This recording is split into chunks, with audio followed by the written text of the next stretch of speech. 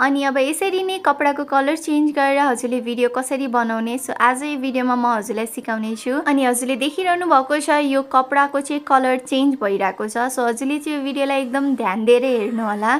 हजुरले एउटा पनि स्टेप मिस गर्नुभयो भने हजुरको कपडाको कलर त्यस्तो राम्रोसँग चेन्ज हुँदैन। सो मैले चाहिँ युज गरेको छु अलाइट मोसन एप। अनि यो भिडियो हजुरलाई कस्तो लाग्छ एक लाइक गरेर मेरो च्यानललाई सब्स्क्राइब गर्न नबिर्सिनु होला। सो फर्स्टमा म अलाइट मोसन एपलाई ओपन गर्छु, प्लसको आइकनमा क्लिक गर्छु, त्यसपछि क्रिएट प्रोजेक्टमा क्लिक गर्छु। तलपट्टि हजुरले प्लसको आइकन देख्नुहुन्छ, त्यसमा क्लिक गरेर मिडियाबाट एउटा भिडियो सेलेक्ट गर्छु। सो मसँग चाहिँ अरू भिडियोजहरू थिएन नर्मली, सो मैले चाहिँ यो भिडियो सेलेक्ट गरेको छु। सो हजुरले चाहिँ कुनै प्लेन कपडा लगाएर चाहिँ बनाउनु भएको छ भने चाहिँ हजुरले त्यही नै सेलेक्ट गर्न सक्नुहुन्छ। अनि हजुरले चाहिँ यति ख्याल राख्नु होला कि हजुरको ब्याकग्राउन्डको कलर र कपडाको कलर सेम हुनु भएन। जस्तै कि ब्याकग्राउन्डमा चाहिँ जुन कलरहरू छ त्योभन्दा डिफ्रेन्ट चाहिँ हजुरको कपडाको कलर हुनु पर्यो। सो त्यो भइसकेपछि हजुरले कलर राख्दाखेरि चाहिँ राम्रोसँग कपडामा मात्र कलर देखिन्छ।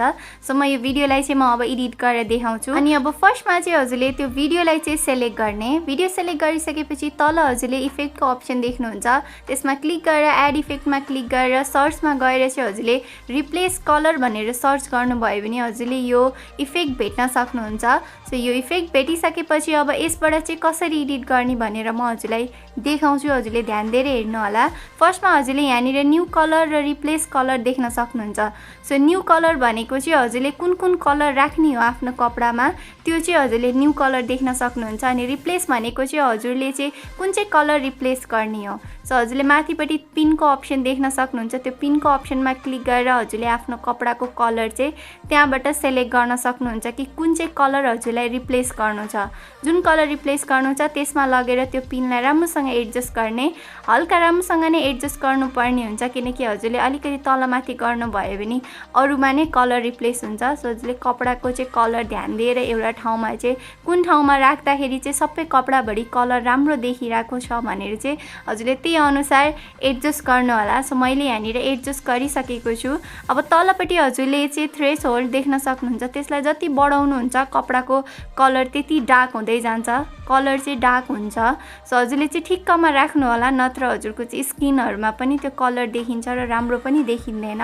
र मैले चाहिँ यहाँनिर यसै गरी एडजस्ट गरिरहेको छु।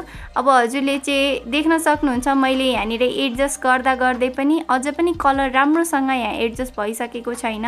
सो फेरि मैले रिप्लेस कलरको त्यो माथिपट्टि पिनमा क्लिक गर्दै राम्रोसँग एडजस्ट गर्छु। सो मैले यहाँ तलपट्टि थ्रेस होल्डलाई पनि एडजस्ट गरिरहेको छु।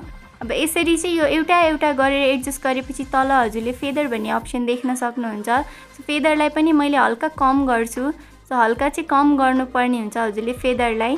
अनि थ्रेस होल्ड र फेदर अनि त्यसपछि हजुरले अल्फा देख्न सक्नुहुन्छ। यो तिनटैलाई हजुरले एडजस्ट गरिराख्नुपर्छ। अनि अल्फालाई पनि मैले हल्का कम गर्छु किनकि हल्का लाइट राख्नको लागि। अल्फा धेरै राख्यो भने चाहिँ अलिक डार्क देखिन्छ कलर। सो अब यतिको कलर राखिसकेपछि हेर्नु मैले एडजस्ट गरिसकेको छु। अब म यसमा चाहिँ कलर एउटै भिडियोमा 3-4वटा कलर कसरी राख्ने भन्दा साइडमा हजुरले कीको अप्सन देख्न सक्नुहुन्छ।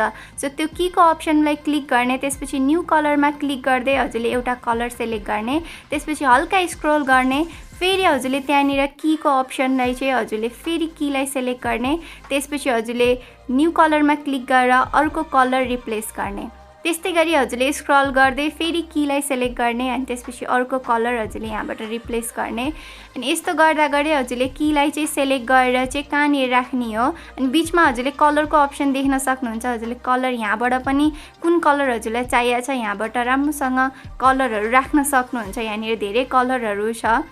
सो यस्तै गरी चाहिँ मैले यहाँनिर की राखेर चाहिँ एउटा ठाउँमा की राखेर चाहिँ यहाँनिर एडजस्ट गरिसकेको छु। यदि हजुरले बिट अनुसार राख्न चाहनुहुन्छ भने त्यही अनुसार राख्नु होला। मैले चाहिँ जस्ट एक्जाम्पलको लागि हजुरलाई यहाँनिर देखाउँदैछु। सो धेरै गाह्रो छैन, हजुरले यस्तै गरी नै की राख्दै कलर चेन्ज गर्न सक्नुहुन्छ। अब यतिको एडिट भइसकेको छ हजुरले देख्न सक्नुहुन्छ। र यसमा अझै अलिकति एडिट गर्न चाहनुहुन्छ भने चाहिँ फेरि हजुर इफेक्टमा जाने, रिप्लेस कलरमा जाने अनि तलपट्टि हजुरले चाहिँ लक लुमिनेन्स भन्ने देख्नुहुन्छ, त्यसलाई चाहिँ अन गरिदिनु भयो भने चाहिँ हजुरको चाहिँ जुन कलर किरकिर देखिरहेको हुन्छ त्यो चाहिँ अलिक कम देखिन्छ। यदि हजुरले त्यसलाई अफ गर्नुभयो भने हजुरले देख्न सक्नुहुन्छ यहाँनिर हल्का किरिक किरिक देखिरहेको छ, कलर पनि राम्रोसँग देखिरहेको छैन। सो त्यसलाई चाहिँ अन गर्ने बित्तिकै हजुरले देख्न सक्नुहुन्छ त्यति खासै यो देखिँदैन, कलर राम्रोसँग देखिरहेको छ। सो हजुरले यो चाहिँ अन गर्न नबिर्सिनु होला।